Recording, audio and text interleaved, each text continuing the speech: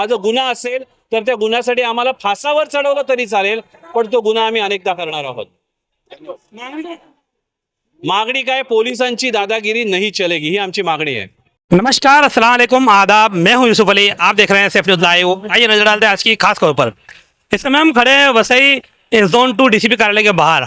यहाँ आज कुछ लोग विभिन्न संस्थाओं और पार्टियों के लोग संयुक्त रूप से यहाँ धरने पर बैठे हुए हैं और इन लोगों की मांग है कि पिछले दिनों में जो हालात हुए, पुलिस ने केस दर्ज किया। एक चाबी वाला है, उसके साथ मारपीट ही पुलिस के द्वारा मारपीट की गई, वो मामला था। एक वकील आदेश बंसोड़े, उन्होंने ध्रुव राठी का जो वीडियो वायरल किया, उसके ऊपर उनके ऊपर गुनाह दाखिल हुआ। तो इस मामले में उनका आरोप है कि पुलिस इस समय है किसी दबाव में काम कर रही है और पुलिस कहीं ना कहीं जिस तरह से काम करना चाहिए काम नहीं करके दबाव तंत्र के अंतर्गत काम कर रही है। तो उसी पुलिस की यंत्रणा के विरोध इन्होंने आज ये धरना आंदोलन बुलाया है। यहाँ धरना आंदोलन में कई पार्टी, कई लोग शामिल है, हमने आपको पहले ही बताया। और लोग यहाँ नारेबाजी कर रहे हैं, प्रशासन के खिलाफ कहीं ना कहीं अपनी आवाज़ बुलंद कर रहे हैं।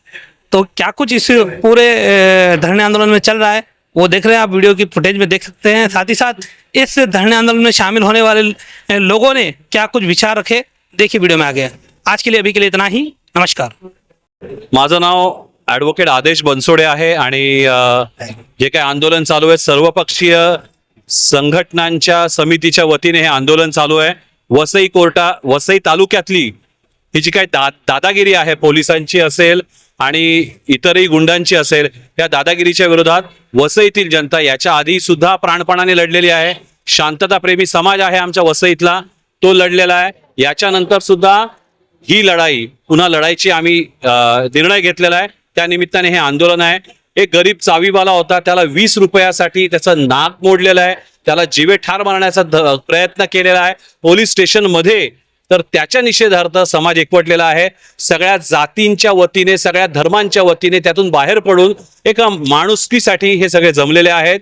वसईतील शांतताप्रेमी जनता जर भडकली तर काय क्रांती होऊ शकते हे 2009 साली आणि हरित वसईच्या काळी या इथल्या तालुक्याने पाहिलेला आहे आणि तो इतिहास पुन्हा जागवण्याचा निर्णय आम्ही घेतलेला आहे आणि त्यासाठी हे आज धरणे आंदोलन आम्ही सुरू केलेलं आहे। आपण कोणता गुन्हा केला त्याने काय? मी जो काही कथित गुन्हा केला आहे तो मी अनेकदा करणार आहे आणि माझ्यासोबत इथे जमलेली जी माणसं आहेत ती सुद्धा अशा प्रकारचा जो काही कथित गुन्हा आहे तो करण्याचा त्यांनी निर्णय घेतलेला आहे। तो जो काही गुन्हा होता, पोलिसांच्या मते एक व्हॉट्सअपवर एक मेसेज टाकला होता की जो 2 करोड लोकांनी ऑलरेडी पाहिलेला आहे आणि आता नंतर करोडो लोक बघतायत।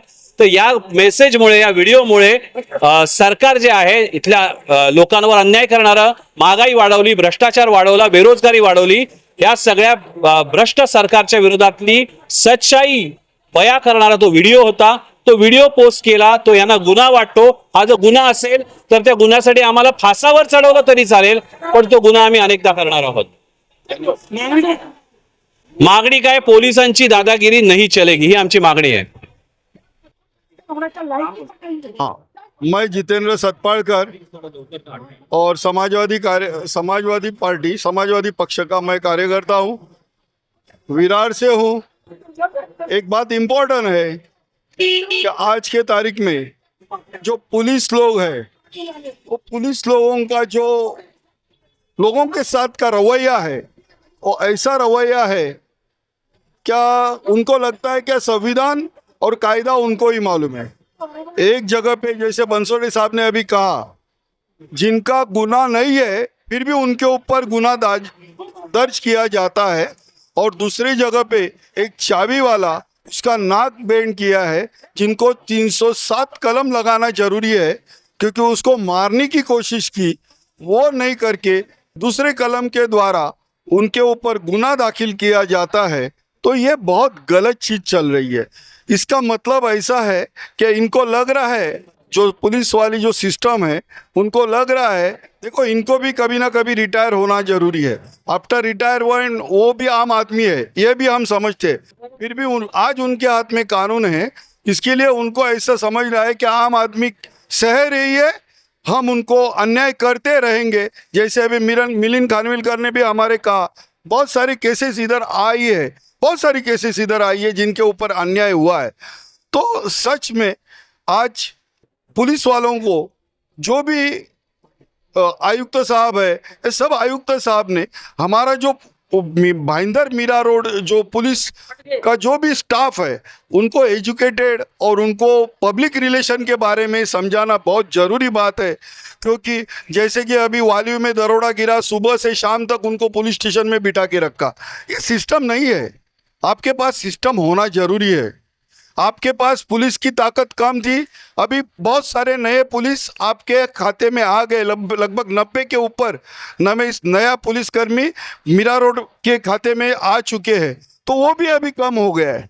तो आप सही ढंग से आम आदमी लोगों के लिए, आम आदमी का काम करने के लिए, कायदा प्रणाली मेंटेन करने के लिए काम करो, ना का किसी गुंडे का और किसी पैसे वाले का बाजू से आप काम करके आम आदमी का दबाने का कोशिश मत करो। ये मैं कह रहा हूँ, और ये बात मैं नहीं कह रहा हूँ, ये जो पीड़ित लोग हैं, और इतने ही पीड़ित नहीं है, जैसे भी कहा गया, हमारे फादर माइकल जी ने कहा कि पीड़ित लोग ऐसे हैं क्या आंदोलन में आएगा तो मेरे ऊपर और अन्याय करेंगे पुलिस, ऐसे कहने वाले भी पीड़ित लोग इधर है।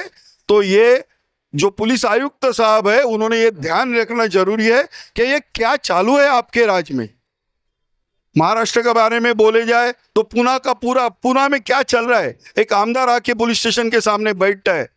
ये वसई मीरा रोड में क्या चालू है, ये ऐसे आना जरूरी है क्या? जरूरी नहीं है, मगर जरूरी कब होता है जब पुलिस वाला बोलता है कायदा सिर्फ मेरे को ही मालूम है और मैं कायदे के हिसाब से सबको काम करवा लूंगा, तो वो टाइम हमको, हमारी मांग एक ही है, सर्वसामान्य को सबको एक ही कायदा होना जरूरी है। एक जगह पे हमारे जो वकील साहब है उनके ऊपर झूठी केस दर्ज किए, और दूसरे बाजू में जिधर 307 कलम से वो चाबी वाले के ऊपर जो अन्याय हुआ है उस कलम से उसके ऊपर एक्शन लेना जरूरी था, वो एक्शन नहीं लिया गया। दो जगह पे एक बाजू में जिधर नहीं करने का था उधर किया, और जिधर जो कंप्लेंट करने को आया उसको ही पुलिस वाले ने मारा। ये बहुत दर्दनाक चीज है आम आदमी के लिए, ये मैं कह रहा हूँ, और इसके ऊपर न्याय में होना जरूरी है। हमारे चैनल सैफ न्यूज़ लाइव पर अपने व्यापार और सेवा से संबंधित विज्ञापन प्रसारण हेतु दिए गए मोबाइल नंबर पर संपर्क करें।